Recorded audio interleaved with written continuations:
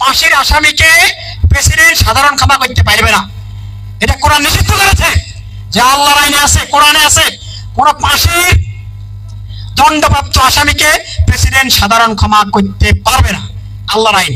কিন্তু আমার দেশে মুসলিম রাষ্ট্র, 50 বছরের মুসলমানের কান্ট্রি এটা। তাইলে এই দেশে আব্দুল হামিদ কিভাবে পারে ফাঁসির আসামিকে সে মাফ করতে পারে কিভাবে? ইসলামে আছে, কোরআনে আছে, সূরা বাকারার মধ্যে আছে কিসাস, ইসলামী আইন, হত্যার বিধান। এই আইনের বিধান দেওয়া হয়েছে এভাবে আল্লাহর পক্ষ থেকে, যে ফাঁসির আসামিকে ওই ব্যক্তি মাফ করতে পারবে যে তার ভাই অথবা তার আত্মীয় অথবা তার মানে কেসাস, যিনি মৃত্যুদণ্ড আসামি, যে যিনি মারা গেছেন, যিনি হত্যার শিকার হয়েছেন, তার ভাই বা তার ওয়ারিশরা ওই আসামিকে মাফ করতে পারবেন। কিসের বিনিময়ে? এমনিতে মাফ করতে পারবেন, অথবা রক্তমূল্যের বিনিময়ে।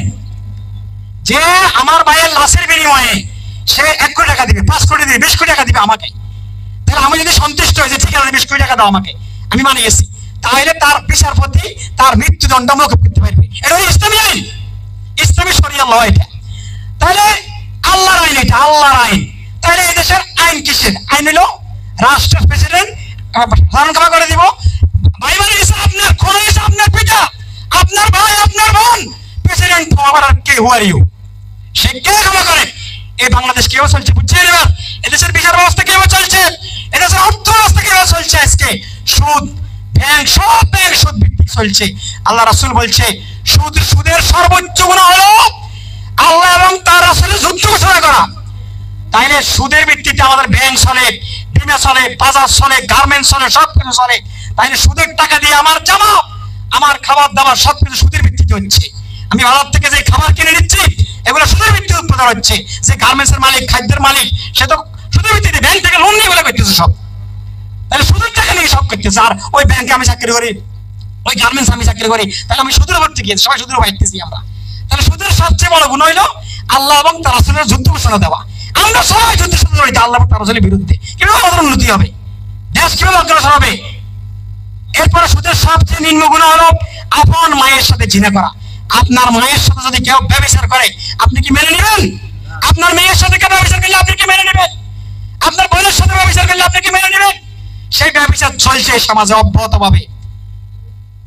চোখ দিয়ে জিনা করা হয়, চোখের জিনা, হাতের জিনা আছে, পায়ের জিনা আছে, অন্তরের জিনা আছে। তাইলে আমরা যখন রাস্তা বের হন, জিনা ছাড়া দেখতে পারেন আপনি? আপনার যে অ্যান্ড্রয়েড সেট আছে, মোবাইল, সেই সেট আপনি চালু করেন, আপনি মোবাইল চালু করেন, দেখবেন যে সব অশ্লীলতা বেয়া পড়া ধরা পড়ে ভিতরে। 30 লাখ ইহুদিরা ছাড়ছে, 30 লাখ ব্লুপ্রিন্ট। আপনি তো কোনো ব্যবসা করতে হবে না, এই মোবাইলে ব্যবসা, এই মোবাইলের ভিতরে ব্যবসা।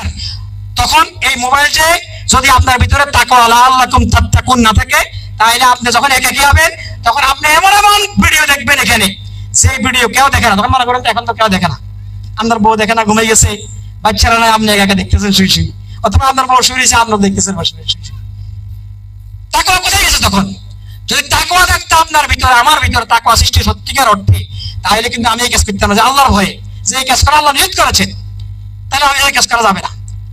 সত্যিকার তাকওয়া কিন্তু এই রমজানের মাধ্যমে অর্জন বর্তমানে হচ্ছে না। কেন হচ্ছে না? তার কারণ কি? আজকে এই কারণ নির্ণয় করতে হবে। কারণ সুযোগের অভাবে আমরা সবাই ভালো। কিসের অভাবে? সুযোগের অভাবে আমরা সবাই ভালো। অনেক আছে যে একজন ধরেন নর্মাল চাকরি করে প্রাইমারি স্কুলে, ওখানে কি ঘুষ লেনদেন হয় তেমন একটা, কিন্তু প্রাইমারি স্কুলের শিক্ষক যদি বলে আমি ঘুষ খাই না, তাহলে এটা কোনো ক্রেডিট নেই, কারণ এটা ঘুষের চেয়ার নয়, ওখানে ঘুষ আদান প্রদান হয় না। কিন্তু ওসির চেয়ার, ওসিগিরি যিনি করেন তার চেয়ার ঘুষের চেয়ার, তিনি যদি বলেন আমি ঘুষ খাই না, তাহলে এটা সঠিক কথা। বুঝে গেছে নাকি? কারণ সেখানে ঘুষ খাওয়া না খাওয়ার ব্যাপার আছে। এমন এমন পরিবেশ আছে যেখানে ব্যবচার করার যথেষ্ট সুযোগ আছে আপনার, কিন্তু আপনি ব্যবচার করেন না। সেখানে যে আপনি ব্যবচার করবেন না, কেন করবেন না? আপনার তো যুবক, আপনার জৈবন আছে, বৃদ্ধ জৈবন আছে। 80 বছর বৃদ্ধ মানুষের বিয়ে করলে বাচ্চা হয়, ঠিক না? তাইলে সে কিভাবে বাঁচে দেখবে? তার তো জৈবন আছে, তার শারীরিক অবস্থান ভালো আছে, তাহলে তার দ্বারা ব্যবচার হওয়ার সম্ভাবনা আছে। ওই ব্যবচার থেকে সে বেঁচে থাকবে একমাত্র তাকওয়ার কারণে। যদি তাকওয়া, আল্লাহর ভয় থাকে তার ভিতরে, তাকওয়া সৃষ্টি। এই জন্য রমজান এসেছে। রমজানে 1 মাস আল্লাহ রাব্বুল আলামিন ট্রেনিং দিচ্ছে, প্রমাণ। যখন তোমার সামনে এরকম কোনো চান্স আসবে, তখন তুমি ব্যবচার করতে হবে। কেন? তোমার মনে উঠবে হায় রে, 1 মাস ট্রেনিং দিয়েছি আমি টয়লেটের উপরে, সেখানে আমার হালাল স্ত্রীর সাথে আমি সহবাস করি না আল্লাহর ভয়ে। আমার সামনে খানা খাবার আমি খাই না, অথচ আমার কঠিন পিপাসা আমি খাইতেছি না, কেন? আল্লাহর ভয়ে। তাহলে আল্লাহর ভয়টা প্র্যাকটিসিং লাইফে কায়েম করার জন্য মূলত রমজান দেওয়া হয়েছে। সম্মানিত ভাইরা, আজকে আমাদের সমাজের সমাজ ইসলামী আইন বাস্তবায়ন হচ্ছে না, আল্লাহর আইনের সমাজ চলে না, অর্থ ব্যবস্থা চলে না, বিবাহ ব্যবস্থা চলে না, যাকাত ব্যবস্থা নাই এই সমাজের মধ্যে, বিচার ব্যবস্থা নাই, শিক্ষা ব্যবস্থা নাই, কেন নাই আজকে?